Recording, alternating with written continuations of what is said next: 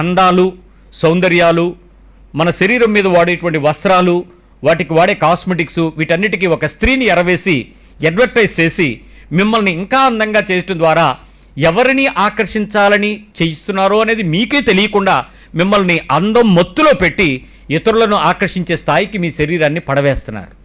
ఇది మనకు అర్థంగా అయ్యే లోపే పాపం జరిగిపోద్ది. నువ్వు చాలా పరిశుద్ధంగా ఉంటావు, నీ హృదయం చాలా నెమ్మదిగా ఉంటుంది, కానీ నీకు అందం మీద, సౌందర్యం మీద, అలంకరణ మీద, మేకప్ మీద, నీ శరీరానికి వేసుకునే రంగులు, పూసుకునే పూతలు, వాటి మీద నీకు ఎంతమాత్రం మమకారం చావక జాగ్రత్తగా మేనేజ్ చేసి చక్కటి వస్త్రాలతో తయారైతే నీ గురించి చొంగ కార్చుకునే పాపి ఎదురు ఒకటి తయారవుతున్నాడు. ఆడిని పాపిగా మార్చేది ఎవరు? నువ్వు అనొచ్చు, this is my body, I'm not doing any commit sin, నాకు అసలు థాటే లేదండి, అవతల ఎలా పాపం పోతే నాకెందుకు. జాగ్రత్త, నీకే కోరిక లేదు, నేను ఒప్పుకుంటాను, దేవుడు ఒప్పుకుంటాడు.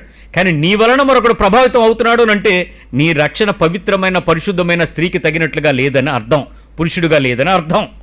దాన్ని నువ్వే భాషలు చెప్పి నాకు సంబంధం లేదంటే కుదరదు. వయస్సుని దేవుడు ఎప్పుడు ఒకే కాలంలో ఒకే రకం ఉంచుకోవడానికి కారణం ఏంటంటారు? మనలో మనమాట. ఎందుకంటారు? చిన్నప్పుడు సుకుమారంగా ఉంచి యవ్వన కాలము అందంగా పెంచి కొంచెం ఎదుగుతున్నే కొద్దీ, నడి వయసులోకి వచ్చే కొద్దీ కొన్ని పార్ట్లకు లూజులు ఇచ్చి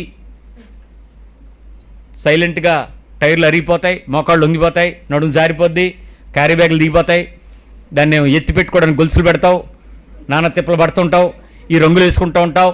ఇవన్నీ ఏటిలో మళ్ళీ అల్టిమేట్గా నీ నెక్స్ట్ లెవెల్ ఏంటి ఆలోచించరా?